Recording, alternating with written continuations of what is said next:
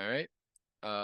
So hello, I just want to do, the last requirement of the project of basically making the video and going through everything. So, um, the main thing, the first thing that I thought of when I was working on this project is starting with like, the things like the history. So doing the load, delete, um, clear and save, all that stuff, the logging for it, and then like the operations. And then I was able to create this handler, which is basically like my main plugin system. So based off of like the things that get passed in, it'll handle everything. And this will all be like used in this init py for the class, so outside the plugins. It gets the stuff from my environment stuff. And essentially like this class app will execute and it'll catch everything. And anything that gets passed in like an operation, it'll be, using this command handler. So it'll call that and it'll do the functionality that way. And then for the tests, this conf test is like mainly for the purpose of like, doing multiple tests and like randomizing stuff, which is pretty nice. The test app, I mean, there's a lot of tests here, but I think it was important to try to get all the coverage. And then same with the history operations and then the plugins, which is the smaller init, to do those tests. So if we look at like the PyTest lint, we see we get a 96% coverage, which is great. We covered mostly all the main important stuff here. And then if we run the file, you can see main.py, which is just calling the app. It'll create this account CSV automatically. And so then we'll like input our name and we can like look into this as it goes on. So like we'll do like add. Like let's say we want to do an addition command, we type in the numbers, we try to make it pretty user, the UI, I try to think about it and like how it looks. Obviously, we wouldn't be seeing these info in the end result, so we would just only see the commands that get passed in. So like the first number, second number, and the result. And we don't see anything yet because we have to save it. So once we have a save, the data gets inputted, and it's using pandas and everything when we do the history. So we make sure, we use the pandas operation to create as a data frame. So if we do like another thing like subtraction, and then, oh, yeah, subtract. And then we pass in the number like 12 and 12 again, so it should be 0. So we want to see it now in the data. And if we load the data, we'll see that it currently has just that one operation.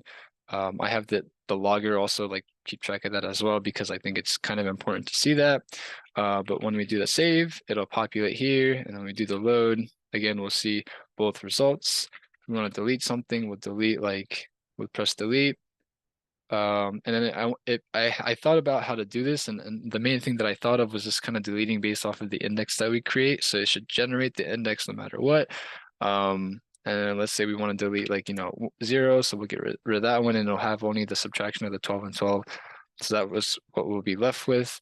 And then when we clear everything, it should just delete the file to start from scratch. So then like we do like add again, it'll generate the new data once let's do like a different number like 100 and like 100 again to make 200, and we save it. It creates the new file right based off of the clear. So the clear would just completely delete the file, like completely clear everything out. So we start from fresh, and then we get this, and like if we load it again, we'll see the operation and everything. And then once we do the calculations that we wanted to and we have everything saved in our data frame, we can exit it. And yeah, that's the main purpose of that. And then the other thing I wanted to show was the tests. So I like the tests because once you do the tests, oh, I think I have to have more than one test. So like I think 10 is like so 10 is like the basic minimum tests that are needed. So if I do like multiple tests for all of them, it'll give me like multiple different tests, which is nice. So it'll create and close. It'll delete the account CSV because it's going through the things. It does the clear operation, which is the very last one. So then it'll completely delete everything in there. And yeah, so now like when someone uses it, it's like they're starting from scratch after running these tests. So it does all the operations.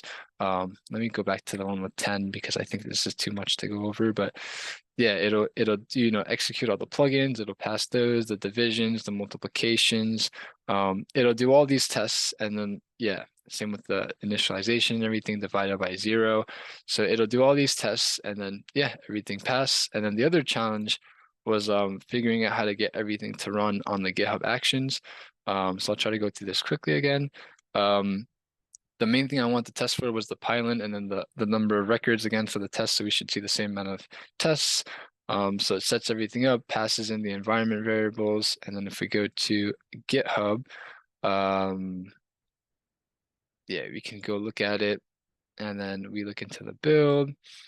And this should be like the tests with the coverage. So we still see the 96% coverage, which is great. So that means all the tests and like everything ran appropriately. And then we do a number of tests. We get the same 68 tests. So that means that everything worked and like the environment variable got passed in with the load. Yeah, like the loading of the environment variable. So I was really happy with this project and how it came out to be. So I think this was like one of the coolest projects I was able to do. So I was really happy about it.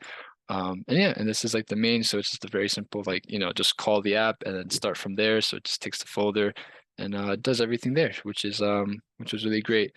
And then I have my with my git ignore, which I make sure I ignore the PyCache, the NV, and the logs. So like the GitHub only has the main code functionalities and like instructions on how to run everything. So yeah, I hope this helped, and hopefully I did well. Thanks very much.